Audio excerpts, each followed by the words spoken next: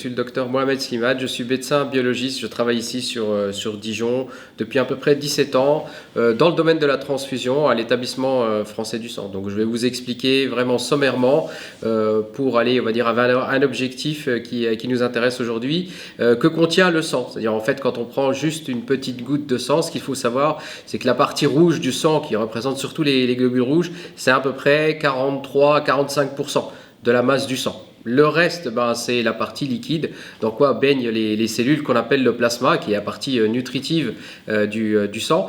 Et vous avez aussi des plaquettes et des globules blancs. Donc tout ça, en fait, c'est ce qu'on utilise pour transfuser les gens.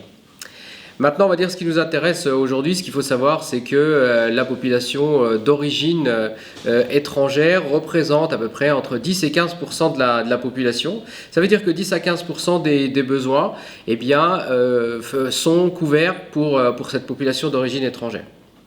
En fait, le sang, comme vous le savez, est compatible, mais généralement, on parle de groupes sanguins les plus connus qui sont les groupes ABO, donc on parle de A, B, O, AB, du système Rhésus, comme quand on dit A+, A-, etc., ou du système KEL. Mais en fait, ça, ce ne sont que 3 groupes sanguins, mais en réalité, il en existe plus d'une cinquantaine. Et avec les différentes découvertes de recherche scientifique, on s'est rendu compte qu'en fait, il y avait ce qu'on appelle un marquage ethnique. C'est-à-dire qu'en fait, aujourd'hui, dans la population française, vu les 2000 ans d'histoire qu'on peut retrouver aujourd'hui, il y a eu différentes invasions. On vous a parlé des invasions romaines, des invasions des Ostrogoths, etc., etc.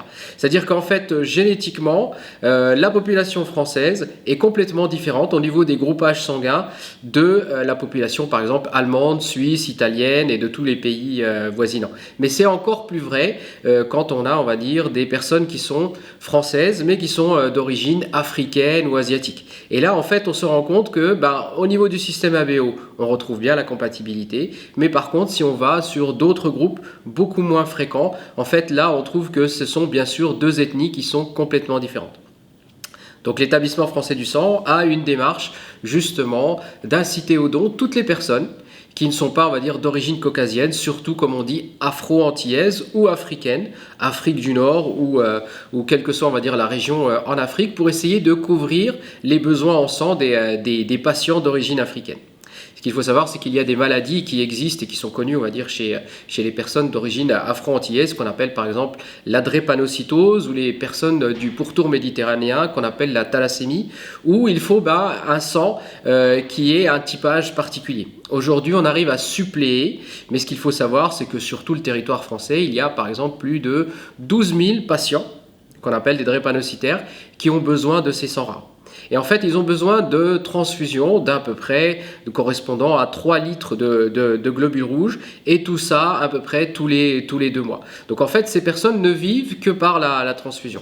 Donc on arrive par les jeux de compatibilité à suppléer, mais on arrive aujourd'hui, on va dire, à la limite du système. Donc en fait, il faudrait des volontaires qui nous aident pour donner leur sang, pour avoir du sang qui soit beaucoup plus compatible pour ces populations. Donc pour vous expliquer, par exemple, si on prend un drépanocytaire adulte, donc un homme ou une femme, donc en fait ils utilisent à peu près à chaque ce qu'on appelle échange érythrocytaire entre 7 et 10 poches. Ça veut dire qu'en fait ces patients-là, comme on a dit, 6 fois par an, donc il leur faut à peu près entre 40 et 60 poches par an pour les maintenir en vie.